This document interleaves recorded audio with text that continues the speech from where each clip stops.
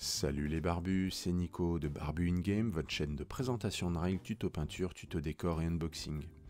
Aujourd'hui c'est un unboxing de Vive l'Empereur, qui est une boîte de Warlord Games, destinée au départ à Black Powder, mais bien entendu utilisable à tous les jeux napoléoniens comme Légion d'honneur, et qui comporte 25 figurines en résine, pour la campagne de la péninsule.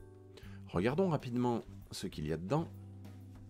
On va retrouver les 24 figurines en résine dans la boîte, ainsi qu'une 25e qui est Fifi, le chien dont on va parler ensuite.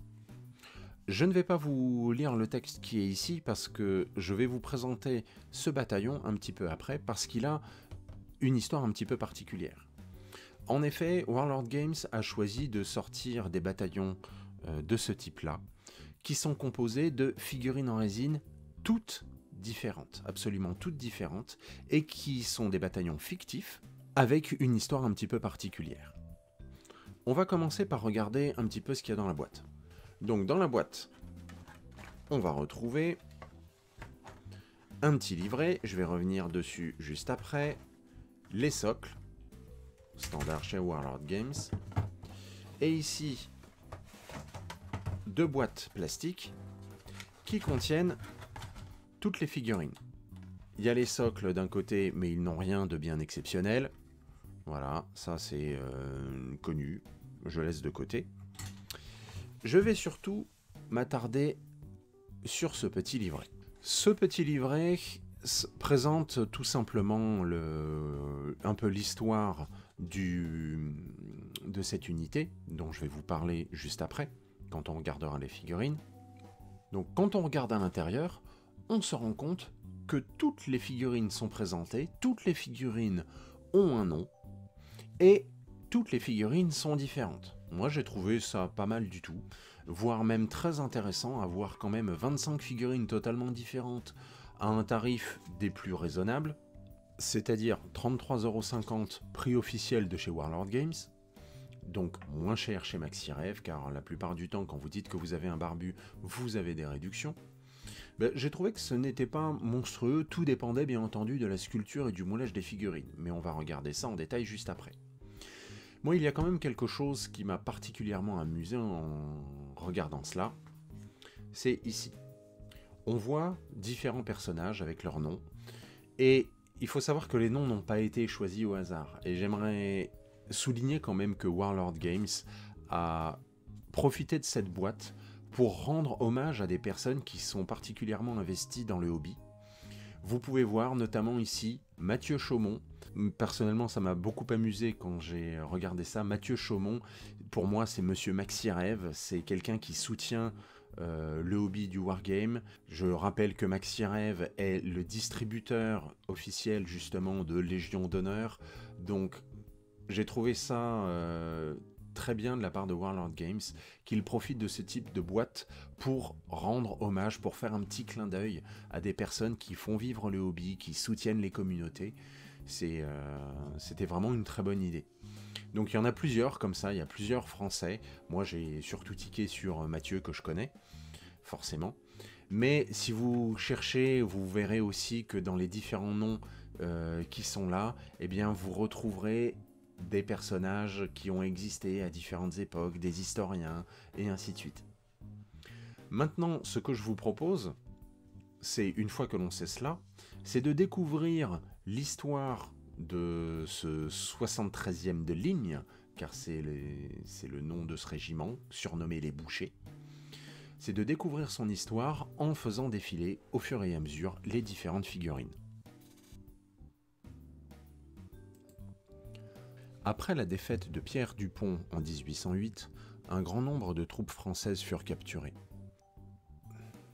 Celles qui survécurent à la marche forcée furent incarcérées à bord de navires de guerre déclassés, transformés en prisons flottantes.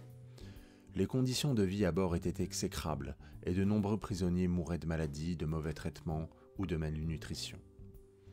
Les mutineries n'étaient pas rares, mais les punitions féroces infligées pour les moindres délits signifiaient que les évasions réussies étaient rares. L'une de ces tentatives fut celle du chef de bataillon François Léon de Rochebaron et d'une petite bande d'égorgeurs endurcis de la vieille Castille. Vieux trois ponts à l'histoire peu reluisante, passés entre les mains des Français et des Britanniques avant d'être repris par les Espagnols, la vieille Castille était connue localement sous le nom de Bateau des Morts, en raison de la misère et des conditions sordides endurées par ses occupants.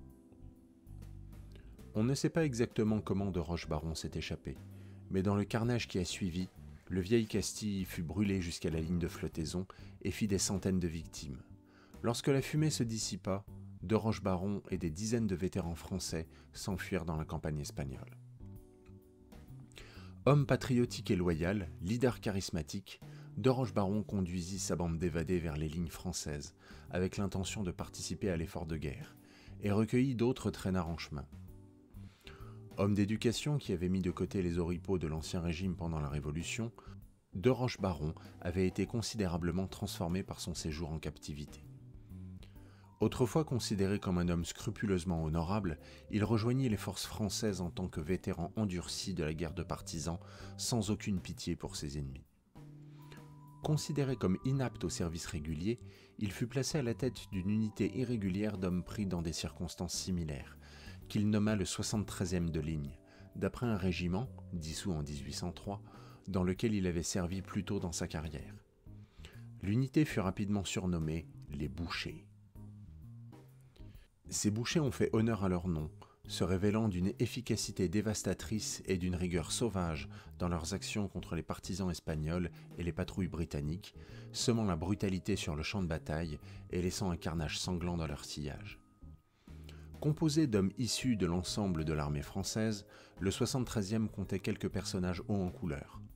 Louis Fripsos Masson avait échappé à une accusation de tentative d'empoisonnement de son commandant lorsqu'il fut prouvé qu'il était simplement un très mauvais cuisinier. Il servit ensuite comme tambour du 73e, battant le pas de charge avec son fidèle, bien qu'un peu vicieux caniche, Fifi, qui le suivait à la trace. Vincent Glaza portait un aigle d'origine incertaine et servait de colonne vertébrale morale à l'unité. Révolutionnaire convaincu, on le trouvait souvent en train de sermonner ses compagnons d'armes, qu'ils veuillent ou non l'écouter. Il y avait aussi des types nettement moins recommandables au sein de la 73e. Mathieu Chaumont et Philippe Berthet étaient des pillards invétérés, désireux de s'emparer de tout ce qui n'était pas cloué, et, en toute honnêteté, de pas mal de choses qui étaient clouées, grâce à la hache de pionnet de Berthet, tandis que Victor Gaillard était une véritable brute, un boxeur à poings nus des docks de Marseille qui vouait une haine profonde à tout ce qui est espagnol. Les villages tremblaient à la simple mention de son nom, et sa brutalité désinvolte envers ceux qu'il considérait comme plus faibles que lui faisait de lui une figure impopulaire qui inspira la crainte, même à ses semblables. Le petit Jean-Jean Morel avait été un criminel de carrière avant la conscription et avait trouvé dans la 73e un foyer accueillant pour ses talents particuliers de faussaire. Des rations dignes d'un empereur et des mousquets flambant neufs se retrouvaient de temps à autre détournés vers un village espagnol reculé où se terraient les bouchers.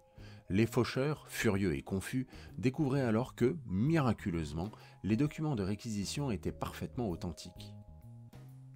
À Grijo, le 73e, après des mois passés à terroriser la population locale et à s'accrocher avec les partisans, se heurta à une force dont la notoriété était équivalente à la sienne, si ce n'est par sa sauvagerie. Le 3e bataillon britannique de détachement. Au cours de l'escarmouche âprement disputée qui s'ensuivit, de Rochebaron se battit en duel avec l'enseigne britannique Digby, qui perdit un œil dans le combat, tandis que Fifi s'engageait dans un sauvage combat de chiens avec la mascotte du 3e bataillon, Duchesse. Le 73e revendiqua la victoire à Grijo, mais étant donné que le 3e avait fait de même, cette affirmation doit être prise avec précaution. Le sort final du 73e est inconnu. Il est fort probable qu'il ait été détruit lors de la retraite vers la France, ou qu'il ait été intégré à une autre unité après l'une des dernières grandes batailles de la campagne de la péninsule.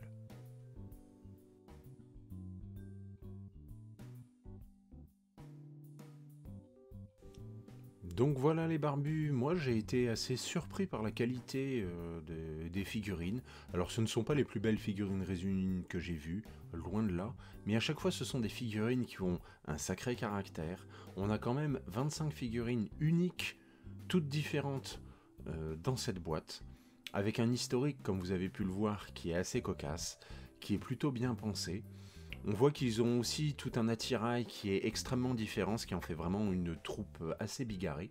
Bref, j'ai trouvé que c'était une boîte très intéressante, c'est pour ça qu'il me paraissait important de vous la présenter et d'en profiter aussi pour rendre un petit hommage à tous ceux qui soutiennent le hobby, comme Mathieu, comme MaxiRêve. Je vous rappelle que MaxiRêve, c'est le partenaire de la chaîne. Allez voir sur le site de MaxiRêve, vous pouvez y retrouver cette boîte. Si vous dites que vous êtes un barbu, bien entendu, vous bénéficierez de réductions.